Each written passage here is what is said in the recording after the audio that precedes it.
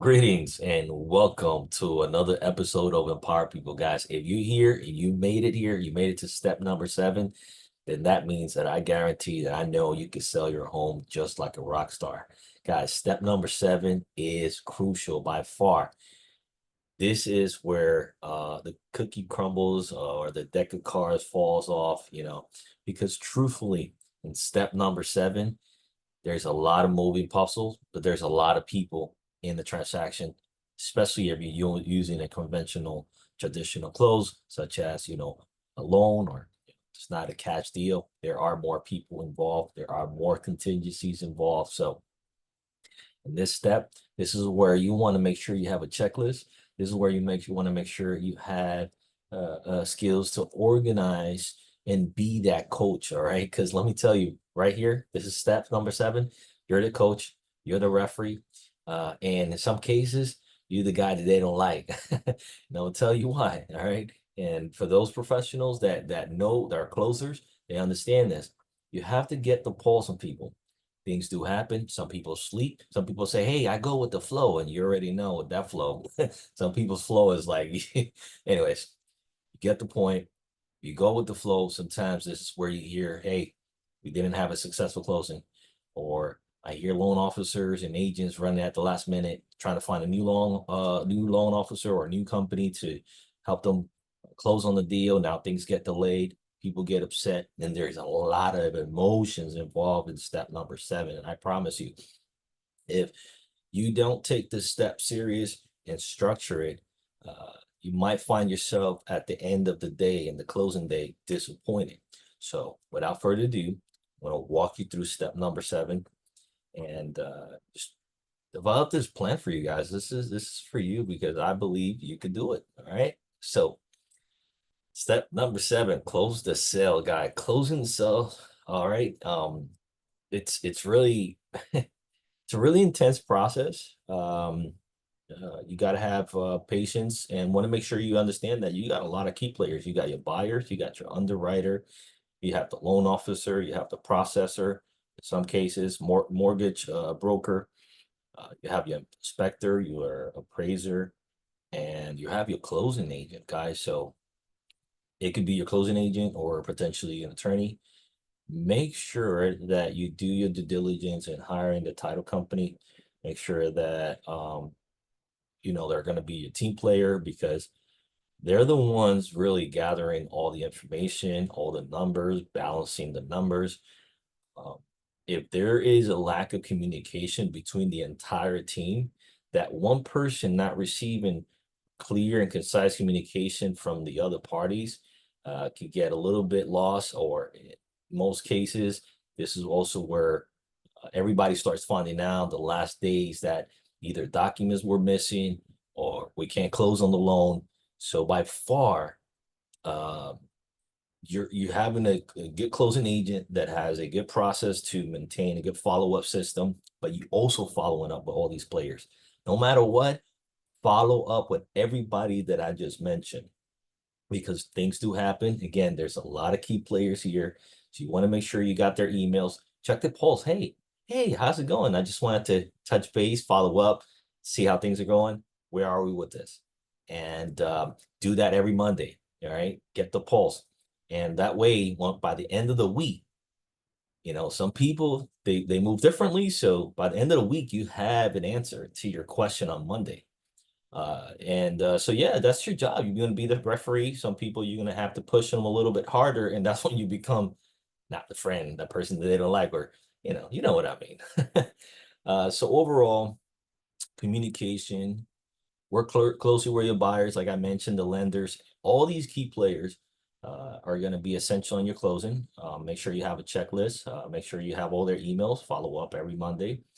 Um, Now, make sure when you're getting close to the closing date, you want to make sure that you do more consistent follow-up, especially if things are missing. So you want to look into following up daily if it's essential to make sure that, things are going right with the lender. There's no issues with the title. There's repairs or any issues that needs to be addressed. Okay, guys? That's going to be the step number 1. Coordinate with all parties. I gave you a big summary on that one, but I think that gives you an idea of what you need to do when you get to this step. Now, when we get to step number 2, sign the final documents. Complete all required signatures on the closing documents. This is important, which typically includes the deed, the settlement statement, and various disclosures. Sometimes along the line, you start adding addendums. Make sure you have all of this organized, guys. If you selected the good attorney or good title company, they're going to help you through this process. So make sure you have a good communication with them. Review carefully each document before signing. Don't hesitate to ask questions, highlight, bring your little sticky notes, and make sure you can highlight these questions for your attorney, your title company. Okay, guys. So the final documents, good thing is that title company deals with, basically the absorption of all these documents, addendums. So pretty clear that everything is going to be in an email, concise. Um, if you're working with another agent, like a buyer's agent, then, you know, at the end of the closing, make sure you have all your documents so that way you're organized with that, because there is a lot of moving documents on this process. So we're gonna move to step number 3, handle the closing costs. Understanding the cost, be prepared to pay closing costs, which can include fees for the title search, title insurance, attorney fees, and any outstanding taxes or homeowners associations.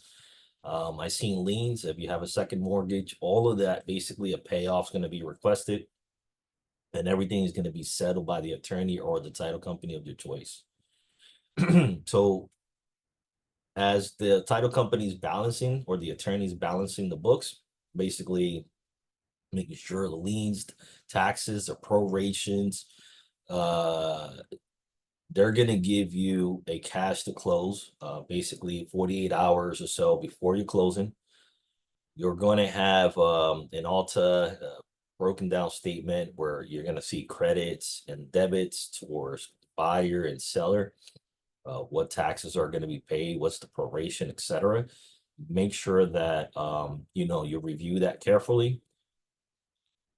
We're humans in that sense, so we can make a mistake in numbers there. So always make sure that all your credits are there. I have seen numbers up sometimes missing a couple of hundreds, even 1,000.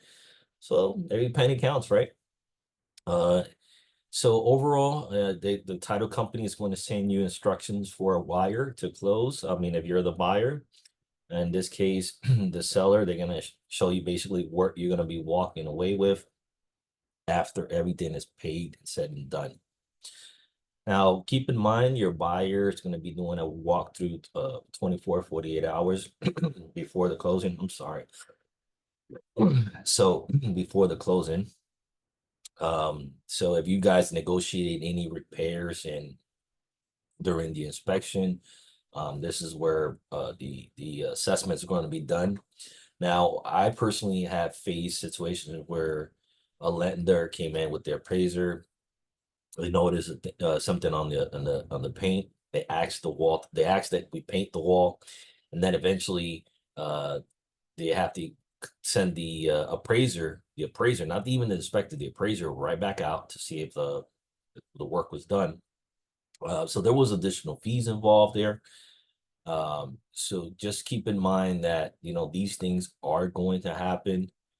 Sometimes even the bank is going to request that. It's really up to the seller's choice, your choice, but you don't want to kill a deal for a couple of $100. So overall, guys, just keep that in mind. The inspection during the walkthrough, the buyers is going to be assessing and making sure that the property is still there, that the refrigerator or any items that were included to stay with the property are there. There's situations where people removed a plant, and left a big giant hole, or the buyer said, I really love that plant. I was buying the house because of that plant, and this could kill the deal. So you got to put that plant back. So overall, this is something that is going to be happening in the walkthrough. Crossing fingers, everything looks well, and then the buyer shows up. Keep in mind, guys, this is emotional. I'm telling you, uh, and you want to make sure that it's a win-win for everybody. And you cater to what you adhere to your contract, cater to that, so that's that walkthrough that's going to be happening. All right. And then step number 5, hand over the keys. That's it. It's over. All right. At this point, you're handing over the keys, um, any codes, garage doors, overall, so basically, this is where that's it. It's over. You're transferring ownership. You don't have any obligations. The official buyer becomes a new owner, and you're relieved from any further responsibilities related to the property, guys. So that's that.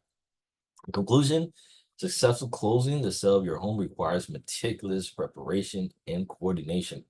Yeah, you got to stay structured. I have a checklist, by the way. I have a checklist. So that way you can stay structured. You have to have a menu, guys. You never got in your car by yourself. Please don't tell me you ever got in the car. I mean, I think I did that. But anyways, uh, don't get in your car by yourself and start driving if you've never driven. And it's no different. It's the same concept here, maybe kind of worse because you're dealing with a large asset, hundreds of thousands of dollars, your biggest purchase, your biggest sale. So don't gamble on that. All right, guys. I really hope that you like my 7-step process. You got value out of it. Please hit the like button, share, comment for more, and let me know what you think was missing, guys. Overall, I do believe that you can sell your home on your own as long as you execute and follow the process, guys. Just the same way as driving, you started slow, and next thing you know, I saw you speeding. So, guys, have a great day. I look forward to doing more videos for you. Thank you.